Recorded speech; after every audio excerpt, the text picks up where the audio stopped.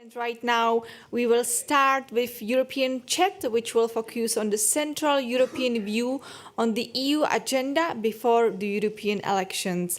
And as you can see, the scene is already prepared, and I would like to pass the floor to the moderator of this European chat, Martin L. from Hospodářské noviny. Martin, the floor is yours. Thank you very much. Welcome to this afternoon session. Chat about Visegrad 4 and about Central Europe with distinguished guests Anna Orosz, member of the Parliament of Hungary, opposition member of the Parliament of Hungary. We should Thank say you. so. That's important. One of the few. And Michal Vašečka, Slovak sociologist, director of Bratislava Policy Institute. Welcome, Michal. Thank you very much for the invitation. We have a Slido, as I was told, so I have a computer here, so if you want to ask something, please do that. I hope I will see it. But before your questions, I have about 38 questions of myself, and so we can start directly, because we are in Czech Republic, where Visegrad 4 is not anymore in fashion. So I would like to know how is the situation in Slovakia after the elections and in Hungary, what this trademark is for now in your respective countries. Anna. Okay, so I do think that the V4 remains a strong benchmark for our countries, simply because of our historical roots that are deep. On the other hand, I would say that right now this is not a real union of countries with shared interests, and the most important proof for that is that Hungary is going more in the direction of illiberal democracy and autocracy. Unfortunately, Slovakia as well. We were really sad on the day of the Slovak elections, and we were really crossing our fingers for you. But unfortunately, yeah, it is what it is now. On the other hand, Poland has different way forward, fortunately, which we were really happy for. So from this perspective, and Czech Republic as well. So from this perspective, I would say that the ties are not that strong right now, and from Hungary's perspective, Orban is looking more and more towards the east, towards Russia, towards China, towards Azerbaijan, whatever countries that we really don't want to be associated with right now. And this is the Hungarian government's strategy, and this has been its strategy for 13 years. Since they are in power. And this is definitely not in the interest of Hungary or of the V4. Michal. Well, but let me respond in more complex way, because what we see is Central European views on the European Union agenda, so not necessarily Visegrad. No, please, no definitions of Central Europe, no definitions. No, well, he knows that we know always when I'm talking about Central Europe, I'm going into definitions. No. But Central Europe here is very important word. So let's not focus only and exclusively on V4, because what we see in Central Europe these days is basically the end of liberal consensus about the future of the region.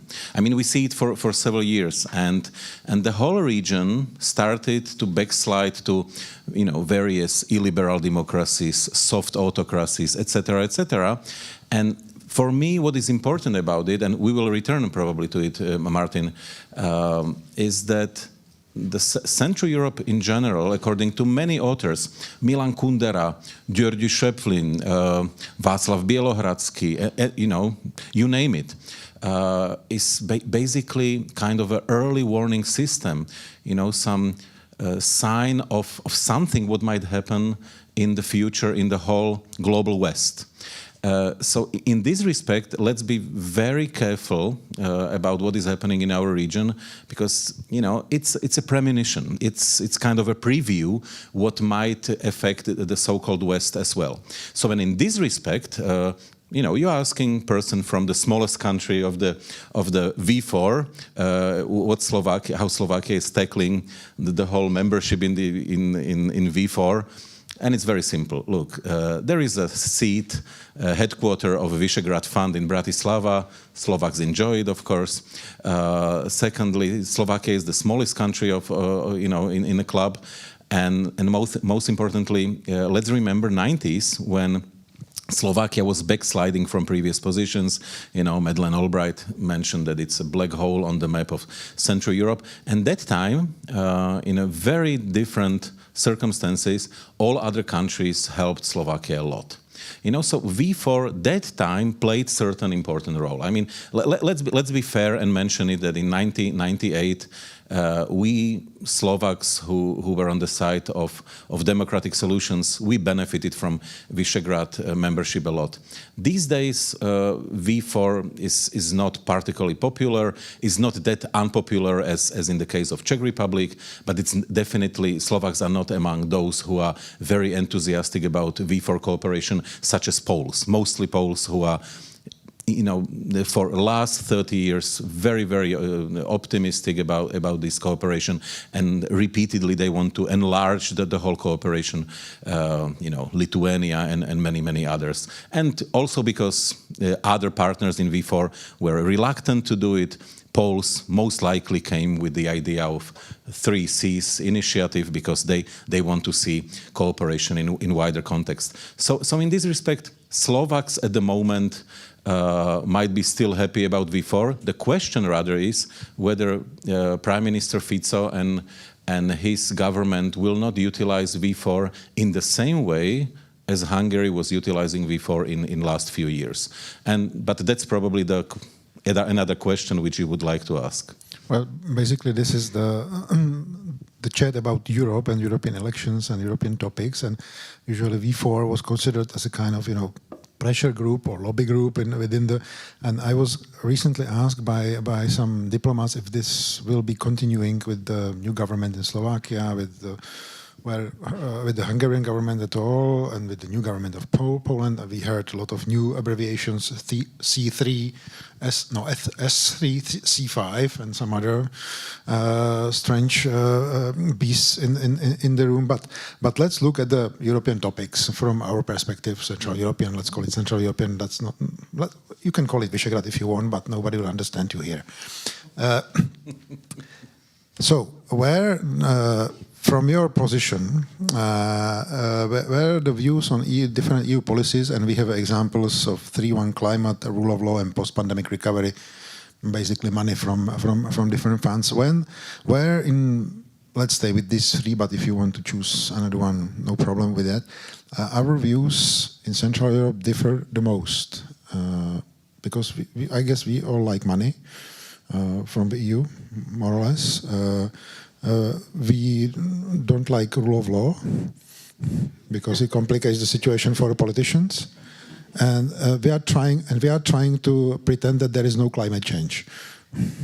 That's my position. So we have a very optimistic moderator here. So Anna. The problem is that I cannot really challenge your views. But what was the question? Where are the biggest differences in terms of looking at the main European topics from the Central Europe, where we cannot find the common ground, either on V4 platform or some other platforms? I think that just connecting the first question and this question, I think a very common experience is that we thought that the end of the communism will bring both freedom and welfare to our countries. And the reason why we are so disillusioned now is that it did not bring that much welfare. It did bring freedom, so we can travel to Europe, we can study in Europe, we can do anything we want to do in the West, but we are not as rich as we thought we would be in '89. And I think that is why the rule of law is not such an important issue in our countries, although in Poland it looks like it is more important. So maybe in this respect Poland is an exception.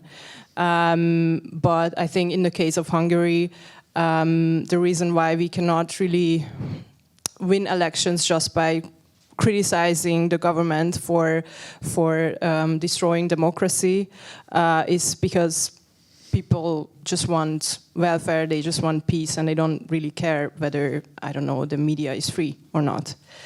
And I think when it comes to climate and sustainability, environmental protection, we are more or less on the same opinion. So it's not a very important issue. Of course, there are differences. For instance, in Hungary, battery plants are being built at an incredibly large pace. They are going to be the great European powerhouse of batteries. Exactly. Right now, we are the 4th largest producers in the world, and the government is aiming for Hungary to be the 2nd largest one after China by 2030, I think. And the reason why people do become more aware of this issue is that on the local level, it causes huge problems like water pollution, soil pollution, and people do feel that it has an impact on their everyday lives, but they do not care about, I don't know, the share of renewable energy in our energy mix as such. It's still not on our agenda. Okay, when we're asking about differences between our countries, I will be probably general at the beginning, but let me begin by saying that it's a very different view how democracy itself should work and whether those countries should promote liberal democracy. And by liberal democracy, I don't mean, you know, something as we very often hear in Hungary, Poland, Slovakia, and increasingly also in the Czech Republic, that it's a democracy which was brought by liberal political forces. By liberal democracy, I mean something very concrete. First of all, country with free and fair elections. Secondly, a country with very active civil society, which is promoted also by the government. Thirdly, protection of all citizens in a country, and fourthly, rule of law. And in this respect, there are differences among us. But all Poland, Slovakia, and Hungary went through the valley of tears in some moments in their history, and Hungary is still there. Elections are free, but definitely not fair. Well, I mean, you can add whether you on the day of the election it's free. Whether you consider your elections free. It's definitely not fair. Slovakia experienced that at least in 1998. Poland experienced that in last elections, or maybe some would even say maybe in last 2 elections. And there are different views how it should function. Rule of law, again, very different approaches to the even definitions. What does it mean? And also protection of all citizens. In many of our countries, there are these very different views whose rights should be protected and why. So this very general approach to human rights, as it is written in constitutive documents of UN, let's say, they are not fully followed in all of our countries in some moments. And in this respect, there are differences in approach to liberal democracy. Since we are sitting in Prague, I would say that what we can see at the moment in the Czech Republic is probably closest to that definition of liberal democracy in comparison to all other countries of Central Europe. Next 2 years. And then we'll see what will happen, of course. But still, I'm without any emotions. I'm just trying to compare it with all other countries in Central Europe, and I still see that the Czech Republic is fitting into those definitions probably the best at the moment. It's very nice from you. Differences. I have a theory a little bit about why we are where we are on different tracks. That we were 20 years ago, we were joining the EU, almost 20 years, 35 almost years ago, we were changing our regimes. And we were having a kind of imagined West we are going to join.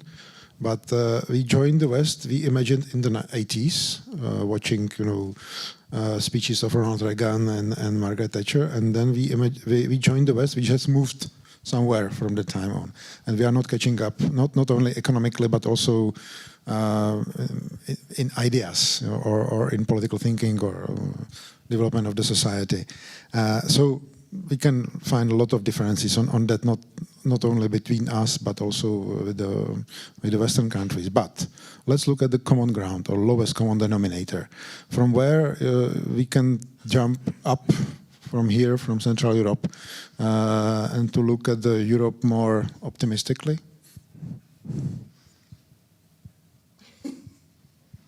I tried.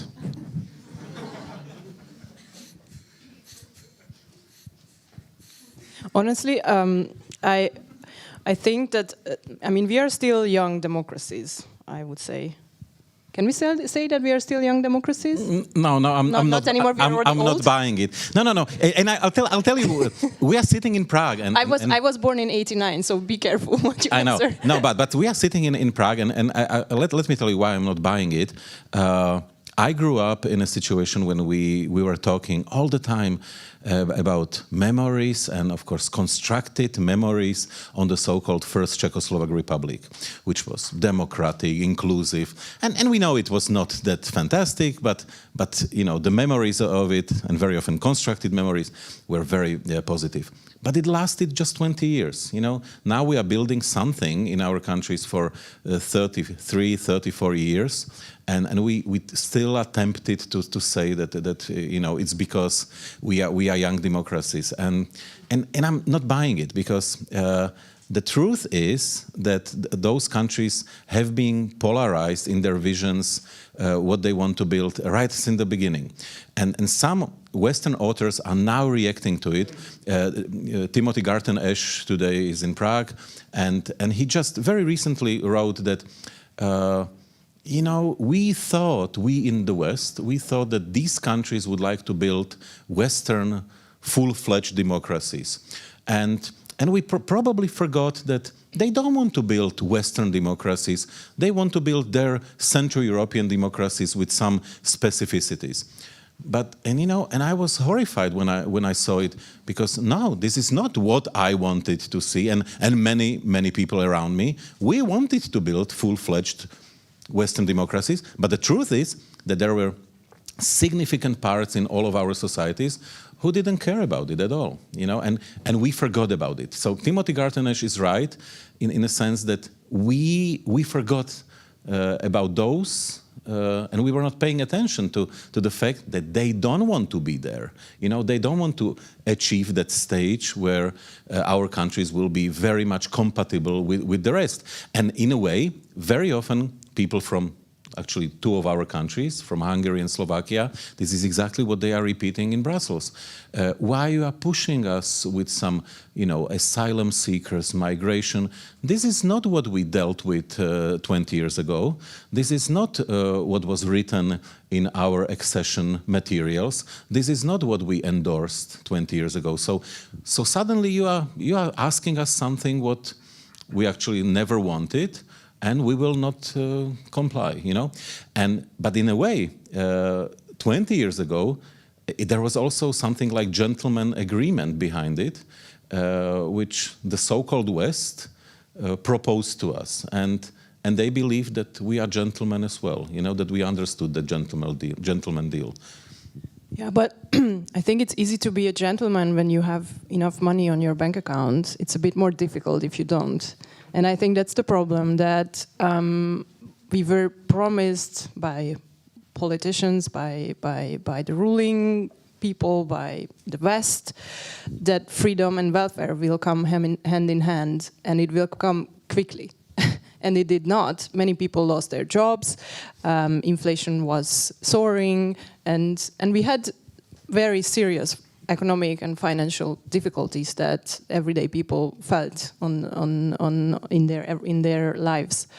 And I think why I said that we are still young democracies is that I can totally understand voters who say that they don't care about the rule of law or your vision of democracy back in '89 or still today.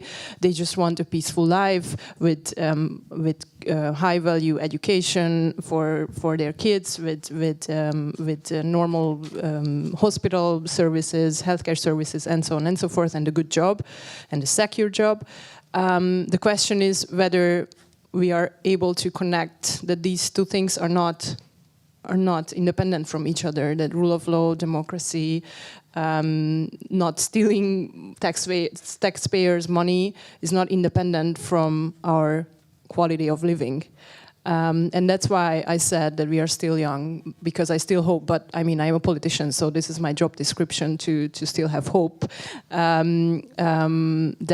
that maybe one day we will learn this, and that's when we are going to be able to really fight back these authoritarian rules and have a proper democracy that's not built on promises that cannot be kept, like it was the case back in '89. We can now go in two directions, make it a seminar on management of expectations, because this is the management topic for managers, how to manage your expectations about salary rise. And now we have clearly the long-term problem of management of expectations in our societies from the part of politicians.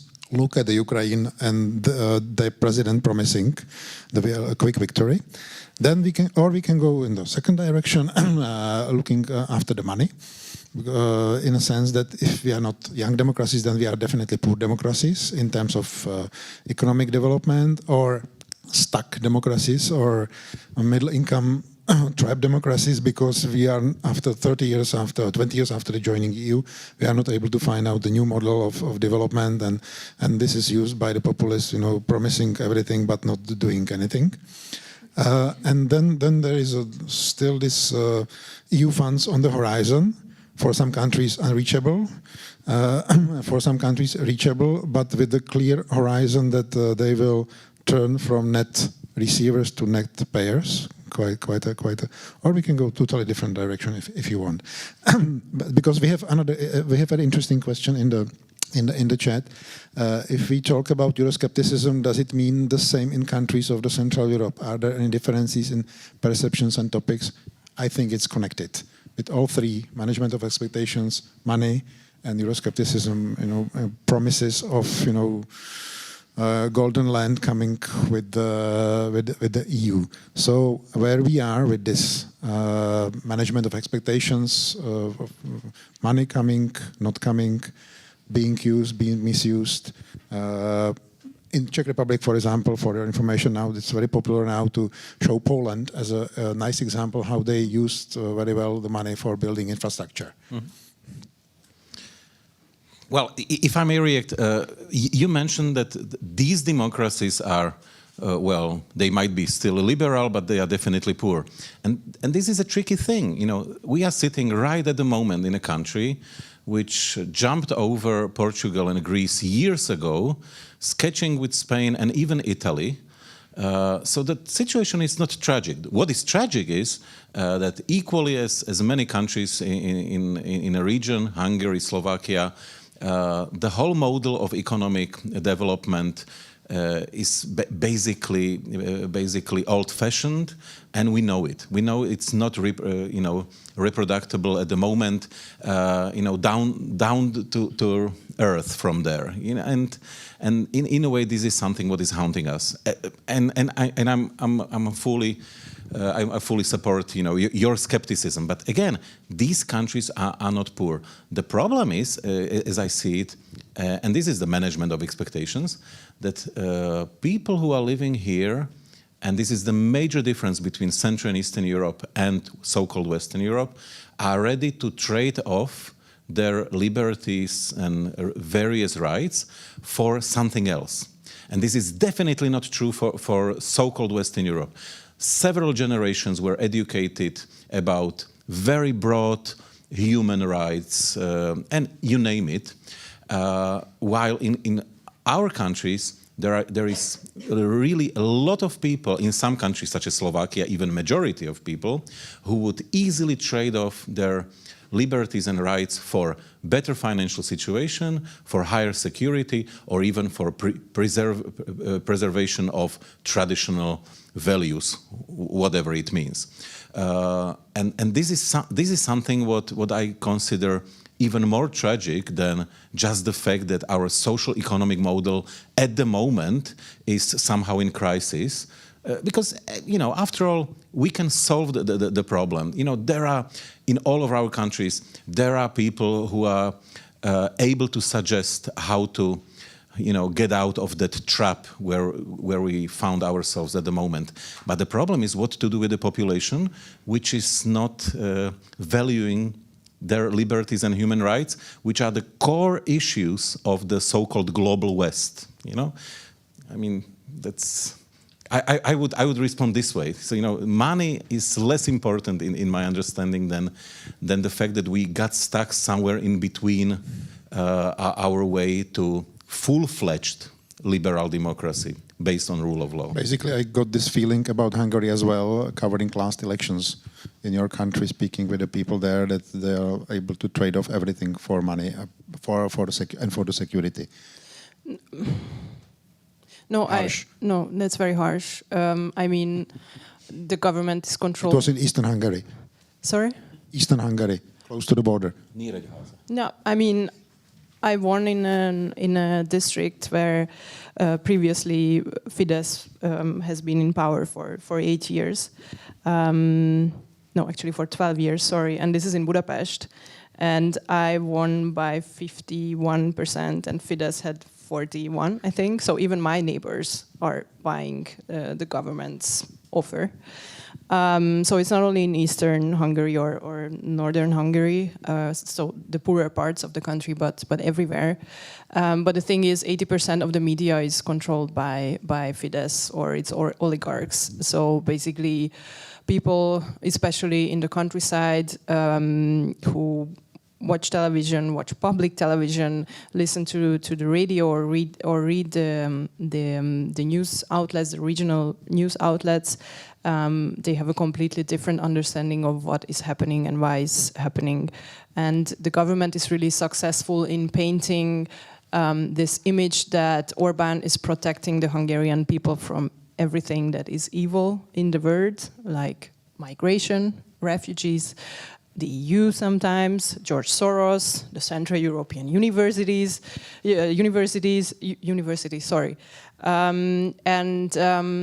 it's not that they don't have values or they are willing to trade off everything for a little bit more welfare. It's just that they have a different understanding of the world because of the government's propaganda machine, which is like built on the pattern of the Russian propaganda, basically, and also it's influenced very strongly by Russian propaganda. But can you really blame it only on that, on government information machine? I give you the opportunity to, of course not, to do a quick course of management of expectations because of another question. Anna, how is Momentum going to defeat Viktor Orbán and Fidesz and win back liberal democracy? How much time do we have? But the two things are connected. It's really difficult. Right now, our strategy, so after the defeat in 2022 national elections, our strategy is to go local and try to represent and speak up for issues that are important in a mid-sized settlement or smaller city, for instance. We were collecting signatures on an issue of a road construction because the locals wanted the road construction to take place somewhere else than what the government wanted, and we collected 10,000 signatures in a city of 60,000 people, which is a large number. This is not necessarily breaking news.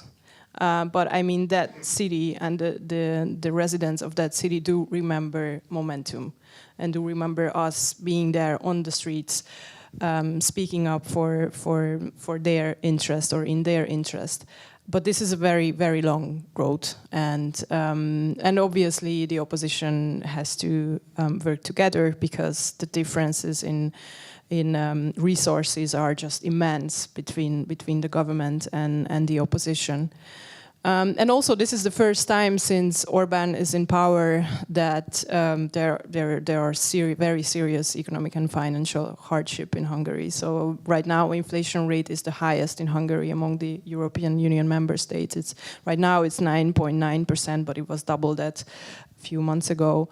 So this is the first time people do not have the feeling that they, even if just by a little, but they are doing better every month and every year than in the previous one. So it's tough. It's very tough, and like being 1 year and a half past the previous election, it's still a very dark period of time for opposition voters.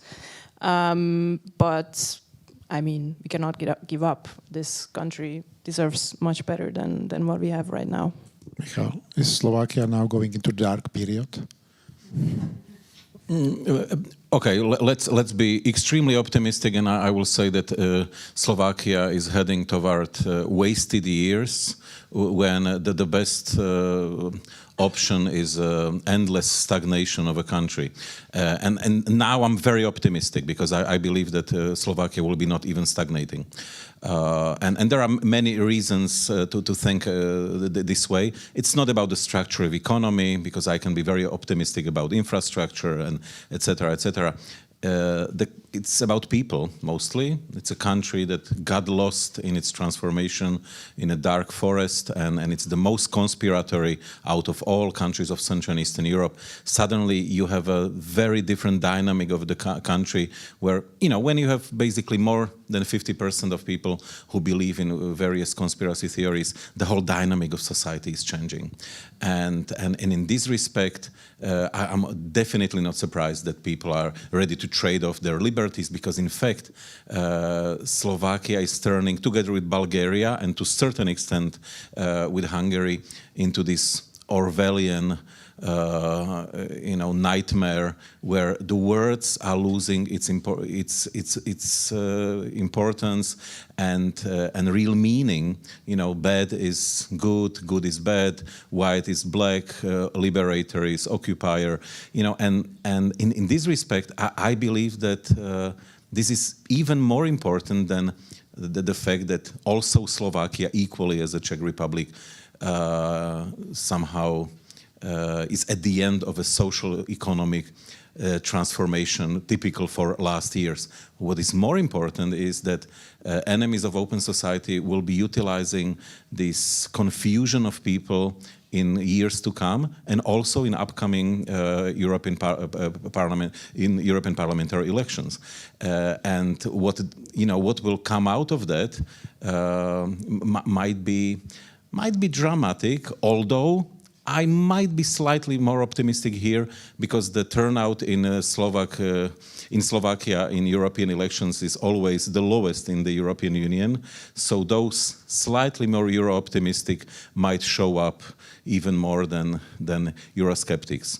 But Slovakia, as a relatively Euro-optimistic country in the past, is changing with a speed which is unprecedented into very Eurosceptic country. You know, I mean, once it was the most Euro-optimistic. At the moment, 37% of inhabitants of Slovakia would vote for exiting European Union. And in this respect, Slovaks are catching up with Czechs, who are definitely the most Eurosceptic in the European Union. We are improving our numbers. Sorry? We are improving our numbers. Okay. Congratulations. But it doesn't mean too much. I mean, in Hungary, still the majority of the population is pro-EU, but still we are where we are. I think 61% of the population is still very strongly supports membership in the EU.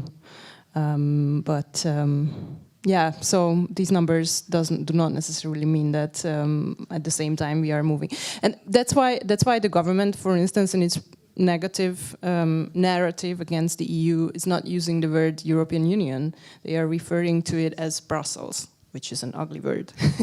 And that's what they are putting on the billboards and on the propaganda everywhere. No, but you know what I mean. In times of economic hardship, you have a chance to restructure economy, to do some reforms, and if you are not ready to do it, and Slovak government will definitely not do it, I'm absolutely positive about it. You have to search for enemies, either from somewhere else, Brussels, or internal enemy. I mean, in case of Hungary, they found both. Yeah, in Slovakia, they will do the same very soon. So my question is, what the European elections next year will be for in both of your country in terms of how the government will use them, how the opposition can use them. Is it the time or possibility or occasion to mobilize people, for example, for the European idea in that positive sense, or is it because of unpopularity or of European elections, something which you as an opposition party, for example, just try to survive? No, it's a very important election for us, especially because the rules could not be changed, unlike in the case of the municipal and the national elections. And speaking of the municipal elections, Fidesz set the date of the next municipal elections on the same day as we are holding the European parliamentary elections. The municipal elections should have been half a year later. This means that mayors and local council members will be elected in June, and they will have to wait until October the same year that they can actually start acting as mayors and local council members. This, I think, will boost the participation of the European parliamentary election as well, because there will be 2 elections. Maybe a referendum as well, who knows? For momentum, it's definitely a very positive thing, because we are a very pro-European party, and also our voters are very pro-European, and also because it's a very fair election in the sense that it's purely based on party lists, and we do not have to negotiate with other parties about common candidates that enjoy the support of all the other parties. System. Yeah, basically.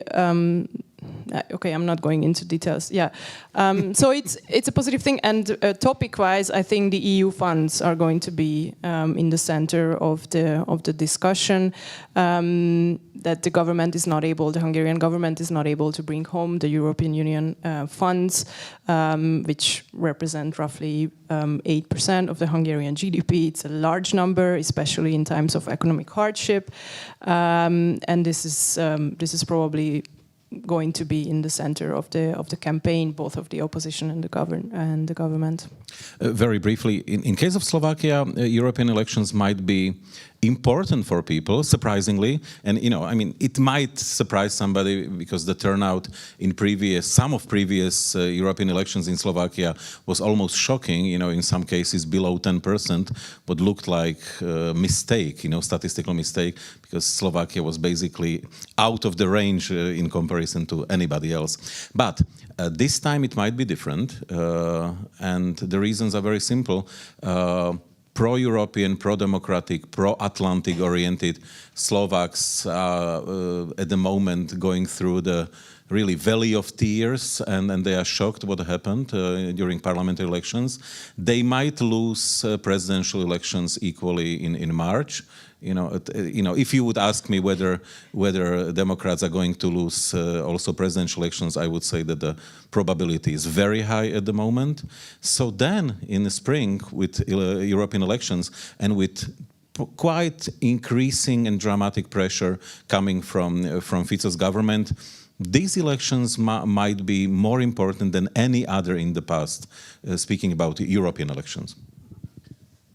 We have about 10 new questions in the chat, and we are supposed to end now. So I will pose last question to each of you. There is a question to Anna. One important thing is knowing your voter. Is issue voting that popular on the local level rather than symbols and memories? Sorry, what? because it has 3 likes, is the first Is one. So I issue have voting that popular on the local level rather than symbols and memories? No, but issue voting is important because that's where we can accomplish things, and because the government is constantly portraying opposition forces as not credible and weak. That's why the local level is so important for us. Even if we have only a very small accomplishment or achievement, it still shows that we do have competence. And that's like one of the #1 priorities for the opposition right now. And for Michal, there is one provocative Slovakia one, so please find the Slovaks in the audience and then discuss it. But okay, this, so is no. it so provocative that it's No, full no. of vulgar and No. So you can read it. But this one I would be eager to know from you, and then we must end. What are or what should be the main topics for democratic, big capital letters, opposition parties in Slovakia and Hungary for upcoming EU elections? So basically, on which topics you can play European elections in the situation where we are in both countries? Well, in case of Slovakia, it will be probably a rule of law and various dimensions of it. Slovakia might be in a peculiar situation while European Union was tolerant and somehow was overlooking various problematic steps of the Hungarian governments for years. It might, that there might be a situation when that, in case of Slovakia, it will be not overlooked, and it will be not tolerated in such a range as in case of Hungary. So it will be rule of law, and the question is how the opposition will be able to pick up the topic and to convince people that we are losing something what was normal for Slovakia, even in times when Fico was in government in the past. That we are basically backsliding from previous positions dramatically and visibly. This might be catchy, I think, to a certain extent. So the Slovak question. I am not worried about the image of Slovakia. We are a sovereign government that will protect the interests of Slovakia. Kaliňák, I don't know which one. Could Michal comment on these words? Again, we are not... I am not worried about the image of Slovakia. We are a sovereign government that will protect the interests of Slovakia. There are not now more Kaliňáks in Slovakian politics. I know. No, I mean, yeah, that's a good quotation, very provocative. How to respond in... Slovakia doesn't have such a good reputation as Slovaks think very often, and this is, by the way, this is repeated again and again, always Slovakia has a good reputation, and even President Čaputová very often repeats that, we have a good reputation outside. And the problem of Slovakia, and I will be not negative here, is sometimes that Slovakia doesn't have any brand, that very often people have difficulties to connect anything with Slovakia. There are even these blind maps coming from United States, that various countries are attached to something, Bulgaria with Turkish toilets, and they are very upset about it. No, I'm not provocative here, but, and it's always it's something what really hurts those people in a country. And suddenly then there is a wide place, because even something provocative doesn't come to the minds of those who are creating those blind maps, and sometimes to have a bad reputation is better than to have no reputation, if people have simply problems to attach country to something. So in this respect,